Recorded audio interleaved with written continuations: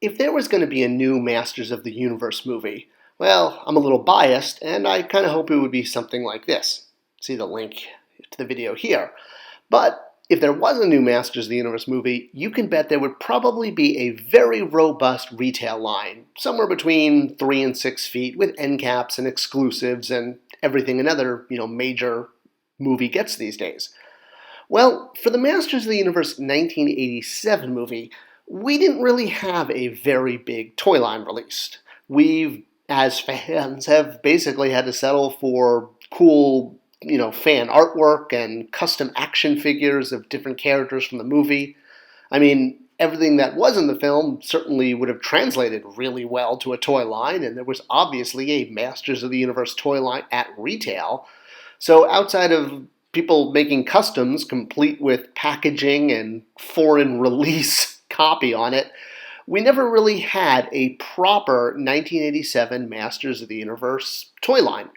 Now, there's obviously demand from consumers and from fans, and it's become a bit of a cult hit over the years. And as I noted, there has been no lack of fan customs over the years, both taking kind of vintage He-Man figures and showing what they might look like if they were done in kind of Motu 87 movie style, as well as Masters of the Universe classics, same thing. And fans have wondered why classics couldn't do more Motu 1987 movie action figures. Well, let's dive in and do some toy history. So obviously, the 87 movie was very toyetic. I've mentioned this on several of my videos. Toyetic is a quality in a film that has things like play sets and vehicles and costume changes, things that are in the movie organically that would translate very well to play product and collectible product.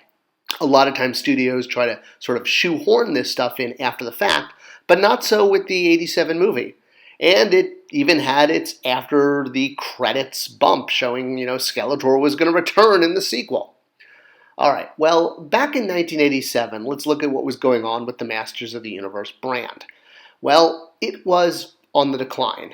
While it had peaked in 1984 and 1985, sales were slumping, and there are various reasons, but a big one was the overshipping of secondary characters.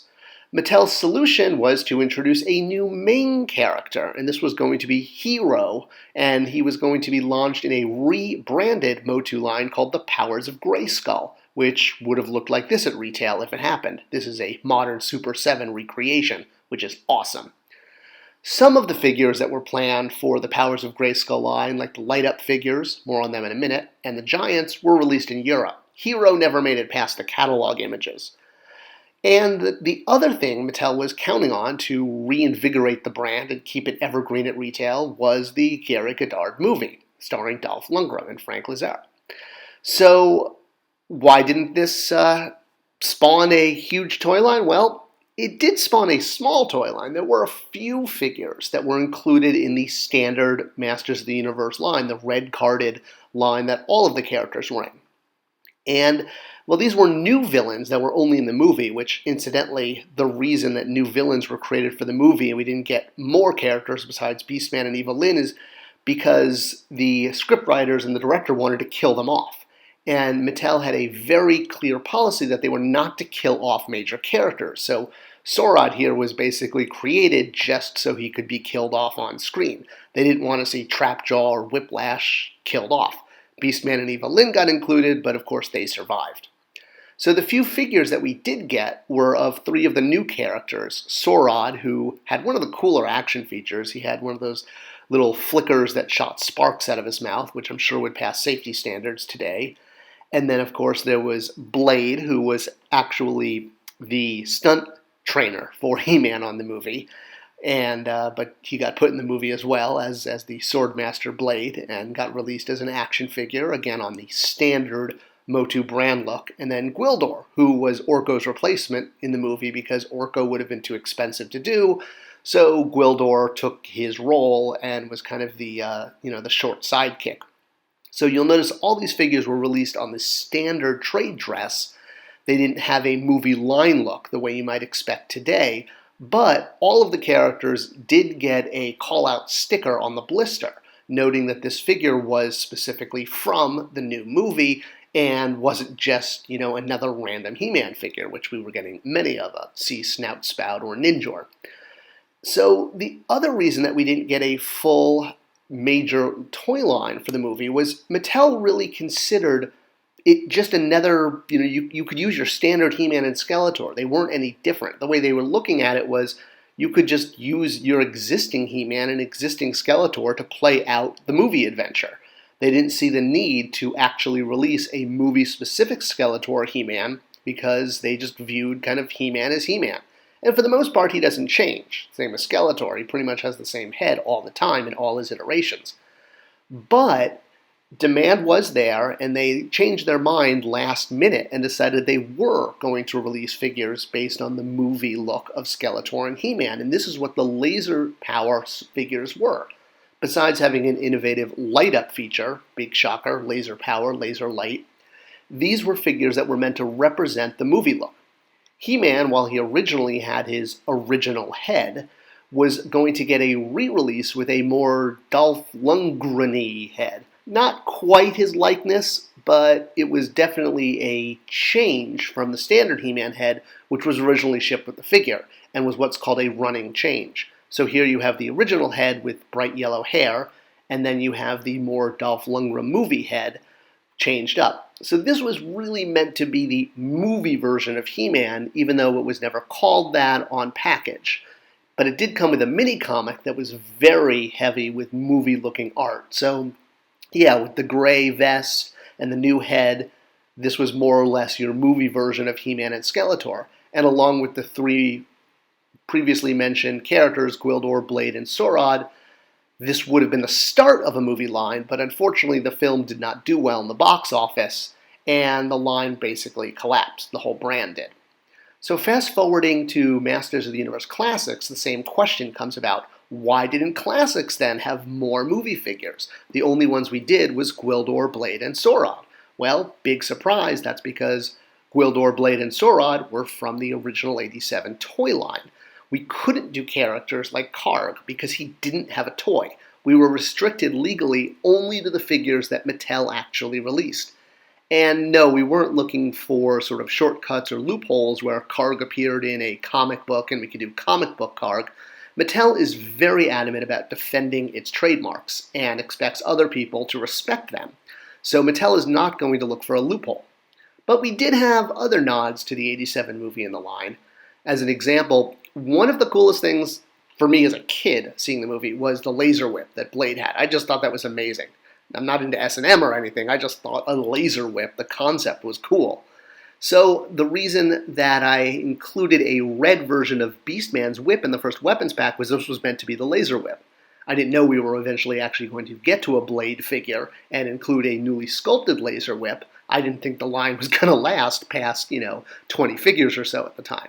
So it was really cool when we could get to Blade, since he was released in the vintage toy line, so we had access at him. And again, we could also do the other figures that were released by Mattel, which was Gwildor in his toy deco. You'll notice he's got the blue jacket and the green garments underneath, the way the original toy was, not the colors he had in the movie. And the same with Sorod. We could release him based on his toy. Although I will say, because Sorod came out after I left Mattel, the new team didn't follow up with, he was supposed to have a clip-on, like little spark fire thing that would go into his mouth to simulate the action feature. I was always disappointed that got dropped after I left. Alright, so what about a movie-accurate Skeletor? Or a movie-accurate He-Man? Well, for that, we have to look at Canon Films, which was the maker of the film, and many other beloved movies from the 80s that you probably didn't even realize were from Canon Films, and they were behind a lot of cult classics and a lot of films that kind of helped define our childhood. Unfortunately, they didn't do well financially, at least most of the movies weren't huge blockbusters, and the company eventually folded after one last attempt to do a blockbuster in the form of a pirate movie, Cutthroat Island, starring Geena Davis, who was kind of at the height of her career at the time. But unfortunately, pirate movies don't really do well, and the movie also bombed at the box office. Of course, except for when pirate movies do well, but that's a YouTube video for another time. Alright, so Canon Films, after it folded, was then bought up by multiple companies, and a good chunk of their film library was bought up by MGM, which was then bought up by Warner Brothers. So Warner Brothers is now the owner of the 1987 film. Well, in order to do a product line, you have to make a pitch to the IP owner. And there was just no way, with the very small run and the very few characters you would be able to do in classics, that it would hit the minimum guarantee that Warner Brothers needed. The brand just wasn't making enough revenue. It was making enough revenue to do He-Man figures that we didn't have to sub-license or get a secondary license for. But to do all of these other characters, we would need rights to the movie. And doing the math, and believe me, I ran the math, the money just didn't make sense. The brand didn't perform well enough, and it's that whole juice worth the squeeze. In order to go to Warner Brothers and make a pitch for the license, you have to show financially how much it's going to make them, and it wasn't going to basically make enough money. So eventually the line winds up over at Super 7 after I left Mattel, which I still think is the best thing for the brand because Super 7 is much more equipped to do a small collector-based toy line than a large company like Mattel that's focused on Hot Wheels and Barbie.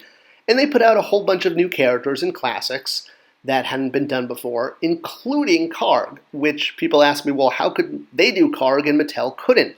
And honestly, that's really a question for Super 7 I can't answer. I will tell you, Mattel told me very explicitly, we cannot do that character. So maybe it's a case of it's better to beg forgiveness and ask permission, or also maybe it's a fact that the line again was so small that nobody was going to notice it or pay attention. But I can tell you Mattel definitely did not have rights.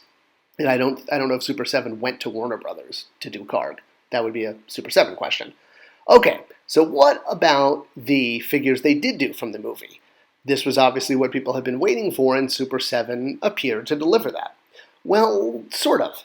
They weren't from the movie. They were called the William Stout Collection, and very purposefully. Who is William Stout? He is this gentleman here. I actually had lunch with him once while working at Mattel, and he was the designer on the film. He is a very, very talented artist who has done a lot of fantasy and sci-fi and monsters and animals and that type of thing. He has lots of art books you can find on Amazon. His art is very beautiful. And so he was one of the primary designers for the 1987 movie, designing outfits, designing backgrounds, designing what He-Man could look like, designing what some of the new characters could look like, coming up with their weapons, their outfits, etc., Skeletor, etc., etc. So the line that Super 7 came out with, this is not a movie line. This was a line based on the artwork of William Stout. So they weren't able to go, they didn't go to Warner Brothers for this, they went to William Stout. It's similar to when Star Wars did a line based on the artwork of Ralph McQuarrie. I mean, granted, Lucasfilm owns the artwork to Ralph McQuarrie, and it was through their main licensor, Hasbro, but same general premise. We're not talking about a line based on the movie. We're talking about a line based on the concept art for the movie. So it's not quite movie Skeletor and not quite movie He-Man, but it's darn close. And for the most part, I think fans were mollified by this, and it satisfied the need to have a movie He-Man and Skeletor. And that was kind of the, I don't want to call it a loophole, but the loophole that Super 7 was able to find to do it, so they didn't have to go to Warner, they could go to William Stout and license his artwork. Something that Mattel was not going to take the risk for, because, again, the revenue wasn't there, and Mattel doesn't take risks like that, because they expect people to respect their IP, and they respect other people's IP. And that's it. That's the story of Motu 1987 movie figures. Why we didn't get some, why we then got some, and why we have what we have now. Hope you enjoyed.